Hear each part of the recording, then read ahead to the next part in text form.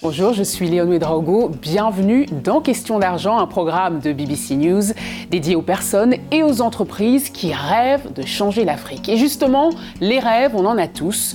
Mais sur le continent, les aspirations de milliers de jeunes filles sont brisées en raison d'une grossesse précoce.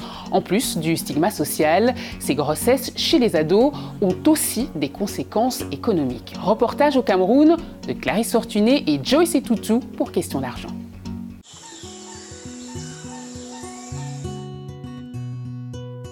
Nana est comme beaucoup de jeunes filles à Yaoundé. Elle aime s'apprêter avant d'aller à l'école et jouer avec son chat Mousse. Elle a aussi la tête pleine de rêves pour son avenir. Mon rêve, c'est la médecine.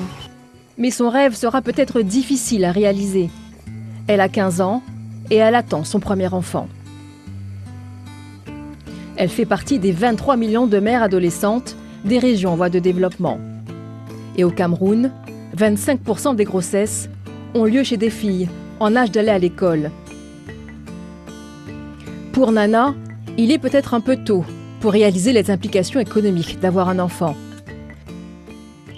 Le bébé, le matin, je peux l'apprêter. La maman reste avec lui en journée, moi je pars à l'école.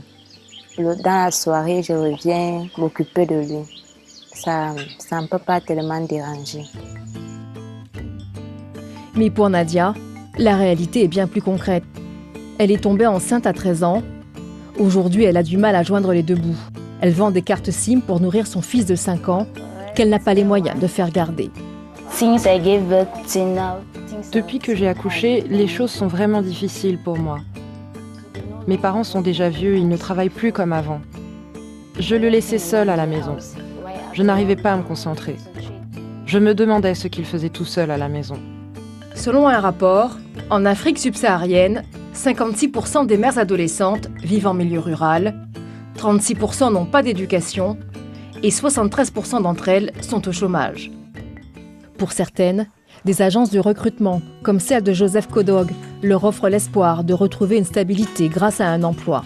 Il y a de l'emploi, mais on peut dire que c'est la rémunération qui n'est pas trop satisfaisante par rapport à la situation vitale, au coût de la vie qui est plus cher. Mais elles se débrouillent, elles s'en sortent avec ce que proposent les partenaires.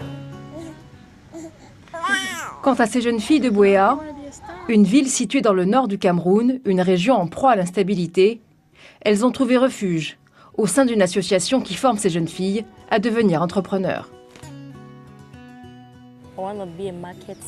Je veux vendre au marché des vêtements, des chaussures, des pantalons et des soutiens-gorge.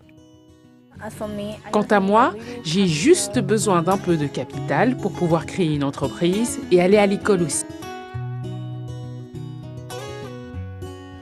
La grossesse chez ces jeunes filles aura donc un impact sur l'économie. Certaines d'entre elles auront donc abandonné l'école, ce qui signifie moins de compétences et surtout pour certaines, moins d'opportunités à trouver un emploi. Au niveau national, également un manque à gagner, car le pays ne pourra pas percevoir le revenu annuel qu'il aurait pu percevoir s'il n'avait pas eu de grossesse précoce.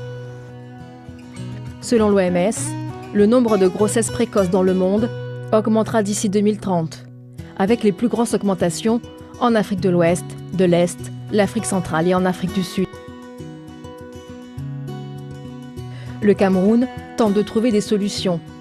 Colette dirige une école et encourage ses jeunes filles à retourner sur les bancs de l'école, soutenue par quelques initiatives. Il y a des formations. On essaie d'encourager les parents à renvoyer les enfants à l'école, car sans éducation, elles ne pourront pas avoir un vrai travail. Elles feront des petits boulots et n'auront pas de réels revenus. Il existe un fonds national pour l'emploi qui aide à trouver du travail, à créer de l'emploi. Il y a des choses en place.